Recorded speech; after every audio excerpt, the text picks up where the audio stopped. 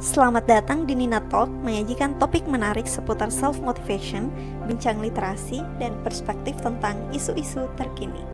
Halo teman-teman, kembali lagi di Nina Talks episode 98. Ini spesial banget sih, karena 98 itu adalah tahun kelahiranku. Dan gak penting banget sih, just for your information aja. Jadi alhamdulillah karena akhirnya bisa nongol lagi depan kamera setelah kurang lebih 1 bulan itu nggak pernah buat video yang langsung gitu ngomong di depan kamera. Dan ini adalah video pertama di tahun 2022 di mana aku langsung ngomong di depan kamera. Kenapa? Karena hari ini aku mau sharing tentang satu topik yang menurutku itu lebih enak kalau di ngomongin langsung daripada dibuat podcast, daripada di record gitu. Lebih enak untuk cerita langsung gitu, bisa juga cerita pengalaman karena ini lebih relate sih sama pengalaman. Jadi hari ini teman-teman, aku tuh mau ngomongin atau mau sharing tentang how to be productive person. Gimana sih cara kita jadi orang yang produktif? Tapi sebelum aku ngomongin tentang kebiasaan apa aja sih yang harus kita biasakan supaya kita menjadi orang yang lebih produktif setiap harinya, maka aku pengen share dulu ke teman-teman apa sih produktif itu sebenarnya. Menurut pendapatku sendiri ya, produktif itu adalah ketika kita melakukan sesuatu setiap harinya gitu ya, sedikit demi sedikit untuk mencapai goal kita gitu. Misalnya kita melakukan sesuatu goal-goal kecil gitu, kegiatan-kegiatan kecil, target-target kecil untuk mencapai target terbesar kita, untuk mencapai goals terbesar kita kayak gitu. Jadi kita tahu apa aja nih yang mau kita lakukan hari itu, dan apa yang kita lakukan itu menghasilkan sesuatu, dan sesuatu itu adalah tujuan yang kita pengenin gitu, tujuan yang kita kejar, seperti itu. Itu menurutku produktif. Dan ada kebiasaan-kebiasaan yang emang harus kita lakukan untuk mencapai goal-goal besar itu sendiri. Pertama adalah teman-teman harus buat scheduling. Jadi scheduling itu menjadwalkan. Jadi setiap hari teman-teman itu harus punya jadwal apa aja yang harus dilakukan di hari tersebut, mulai dari bangun tidur sampai dengan tidur kembali. Biasanya aku buat list itu menjelang tidur.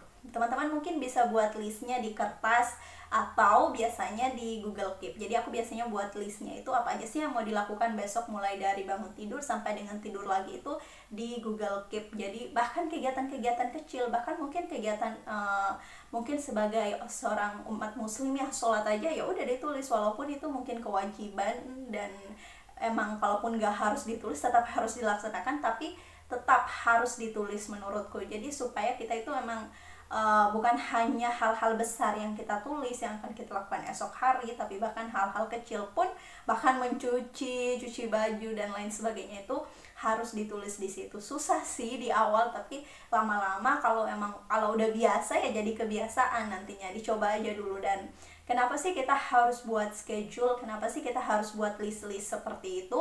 Pertama, itu untuk menumbuhkan rasa tanggung jawab dalam diri kita. Jadi ketika kita menulis kegiatan apa aja yang udah kita lakukan, bedanya dengan kita merencanakan, hanya merencanakan itu bedanya ketika kita menulis, kita punya rasa tanggung jawab untuk menyelesaikan, untuk melaksanakan apa yang sudah kita tulis gitu. Sementara kalau kita hanya merencanakan, kita nggak punya rasa tanggung jawab apa-apa untuk memenuhi atau untuk melaksanakan apa yang sudah kita tulis itu. Kemudian dengan kita menulis apa aja yang kita lakukan hari itu dan kita berhasil untuk melakukan itu, kita berhasil melakukan hal tersebut, maka ada rasa kepuasan tersendiri ketika kita sudah menchecklistnya menjelang tidur dan membuat jadwal kembali. Kemudian kebiasaan kedua yang harus teman-teman bentuk adalah untuk umat muslim, usahakan untuk selalu bangun lebih pagi, sholat subuh dan ngaji. Kenapa harus dilakukan dua hal tersebut? Karena dulu aku pernah baca buku. Aku percaya bahwa untuk meningkatkan daya ingat kita dan untuk membuat kita semakin cerdas itu ada yang nulis seperti itu loh. Untuk membuat daya ingat kita itu, meningkatkan daya ingat kita, kemudian membuat kita jadi jauh lebih cerdas, maka kita harus usahakan untuk mengaji setiap habis sholat subuh dan setiap habis sholat maghrib. Dan itu aku praktekin sampai sekarang. Gak tahu ya hasilnya, apakah aku jauh lebih cerdas sekarang, gak tahu. Semoga, tapi emang itu aku praktekin gitu dari Jadi habis sholat subuh ngaji, habis sholat maghrib usahakan untuk ngaji, walaupun hanya sedikit, hanya berapa ayat, tapi usahakan untuk tetap ngaji gitu. Kemudian yang ketiga adalah kalau bisa, kalau mungkin teman-teman ada waktu, kalau bisa usahakan untuk olahraga. Jadi dulu waktu di kosan, kalau di rumah sekarang udah nggak pernah sih olahraga.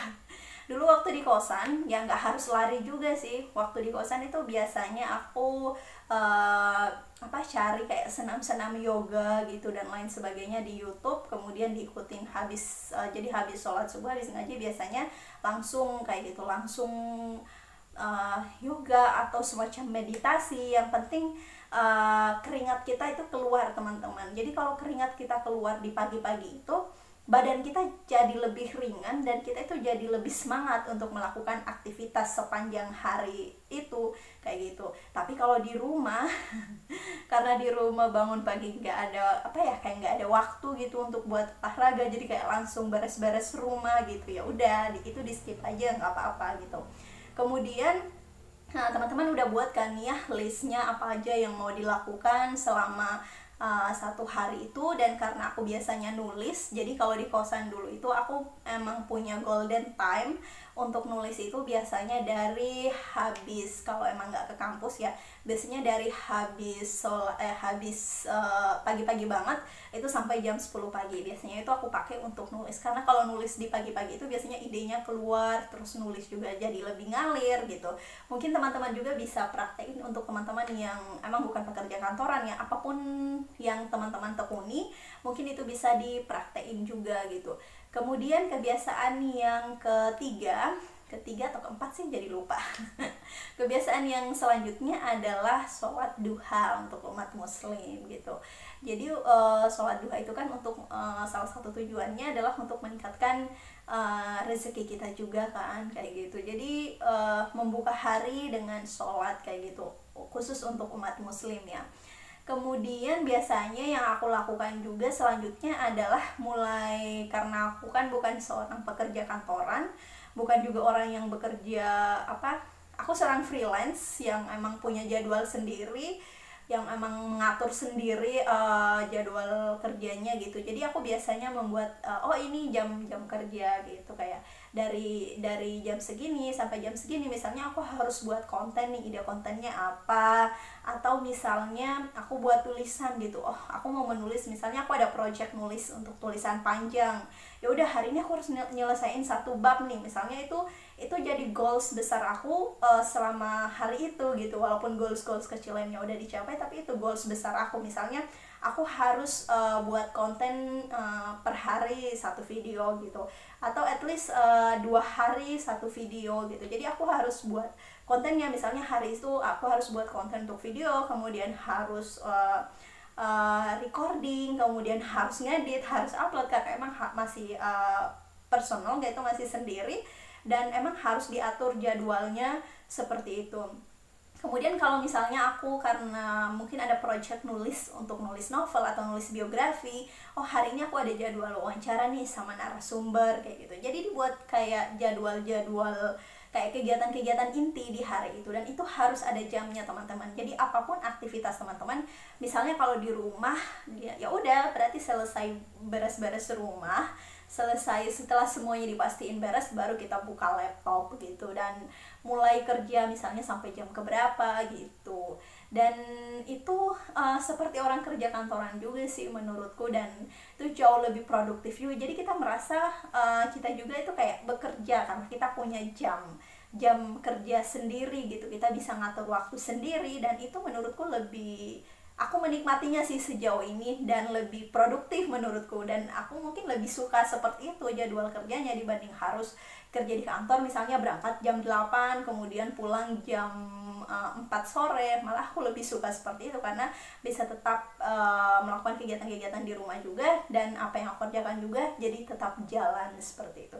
Jadi sebenarnya nggak banyak sih kebiasaan-kebiasaan yang dilakukan untuk tetap produktif. Intinya adalah buat schedule aja gitu. Intinya buat schedule, kemudian baik itu dari kegiatan-kegiatan yang paling kecil maupun sampai dengan kegiatan-kegiatan inti kamu hari itu.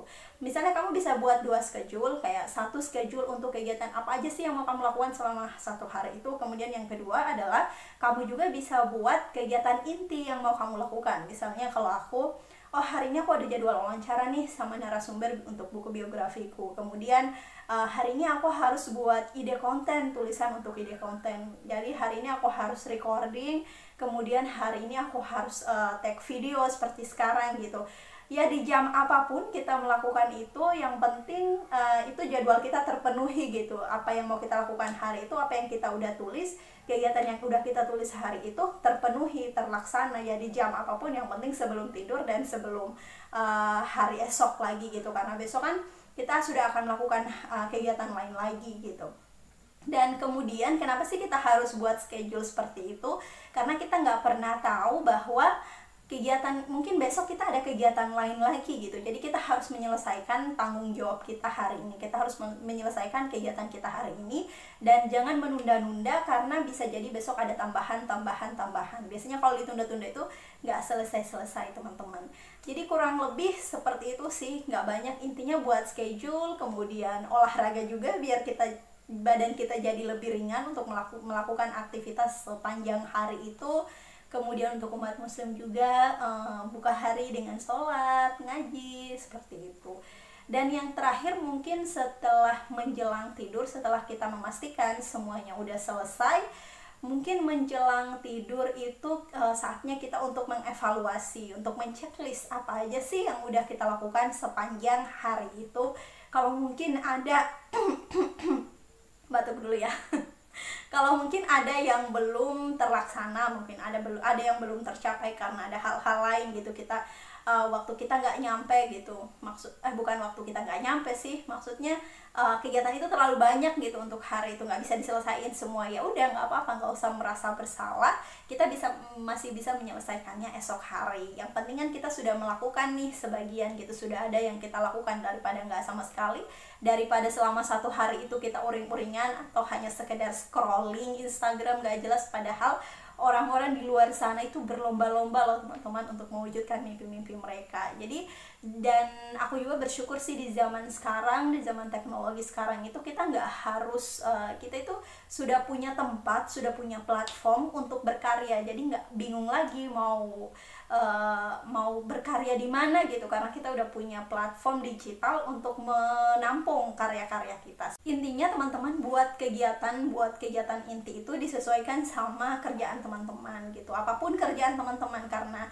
aku ngomongin soal nulis karena emang kan aku nulis dan juga buat konten gitu, jadi makanya tadi aku kasih contohnya itu tentang tulisan-tulisan seperti itu. Kemudian biasanya juga usahakan untuk membaca buku, untuk menambah wawasan, untuk menambah kosakata gitu. Bagusnya sih minimal 1 bulan itu 1 buku, ada buku gitu yang dibaca. Dan biasanya aku karena nggak suka baca buku, nggak suka baca e-book, jadi lebih suka itu baca buku fisik gitu, karena kayak lebih nyampe aja pesannya, lebih enak aja gitu. Ya terakhir yang itu tadi, bahwa buat checklist apa aja yang udah dilakukan, kemudian kalau sempat ya buat lagi list untuk besok. Sebenarnya ada yang bilang bahwa itu terlalu kaku, hidupnya terlalu kaku karena buat schedule seperti itu. Ya udah, jalanin aja secara santai. Tapi menurutku dengan kita buat schedule seperti itu, kita jadi bisa mencapai goal-goal besar kita, karena kita berusaha untuk mencapai melakukan hal-hal kecil untuk mencapai hal-hal besar, dan itu harus dibentuk. Jadi kita itu harus tegas sama diri kita sendiri, harus keras juga, nggak boleh males-malesan. Kalau emang kan kita pengenin sesuatu, ya nggak boleh diam-diam aja, nggak boleh santai-santai aja. Kalau kata motivator Helmi Yahya, beliau itu bilang gini, dia melihat bahwa orang-orang sukses itu bukan orang-orang yang santai, orang-orang yang kerjanya gila-gilaan. Dan aku selama berinteraksi dengan seorang profesor juga yang emang jadwalnya itu selalu terjadwal, dan aku melihat wah sibuk banget, emang agak kaku sih, cuman beliau itu buat jadwal setiap harinya ditulis gitu, masih ditulis tangan gitu jadwalnya, dan ya beliau bisa mencapai gitu goal-goal besarnya dengan melakukan hal-hal kecil. So, mulai sekarang, apapun pekerjaan kamu, apapun yang kamu lakukan, baik itu kamu seorang pekerja kantoran, baik itu kamu seorang freelance yang hanya yang mengatur jadwal dari rumah, mulai jadwalkan apa aja sih yang mau kamu lakukan selama 1 hari itu. Coba dibentuk, dicoba kebiasaan-kebiasaan itu mungkin selama 40 hari dengan membuat jadwal setiap harinya. Insya Allah nanti hasilnya akan kelihatan. Insya Allah kamu akan jauh lebih produktif, kamu akan mencapai goal-goal besar kamu dengan melakukan hal-hal kecil hari ini. Ada yang bilang bahwa esok hari itu tergantung dengan apa yang kita lakukan. Kalau kita pengen esok hari jauh lebih baik daripada hari ini, maka kita harus pastikan bahwa hari ini kita melewatinya dengan maksimal, kita melakukan hal-hal terbaik untuk mencapai goal-goal besar kita di esok harinya. Oke teman-teman, semoga Nina Talks kali ini bisa menginspirasi, karena aku ngomongnya cepet banget juga. Kebiasaan kalau ngomong lambat itu jadi kayak bingung, kayak linglung gitu, apa ya yang mau diomongin lagi, jadi ngomongnya harus cepat, mohon maaf. Semoga ada pesan yang tersampaikan, semoga apa yang aku maksud, tujuan yang ingin aku sampaikan tersampaikan ke teman-teman, dan teman-teman gak bosan nonton video ini atau dengerin video ini, gak merasa ih apa sih ini ngomongnya gak jelas banget. Semoga gak seperti itu ya. Oke, semoga video ini bermanfaat, dan jika benar, jika kamu merasa bahwa video ini bermanfaat, silahkan di-share ke teman-temannya. Jangan lupa juga untuk like, comment, share, dan subscribe, dan sampai jumpa di next video. Bye-bye.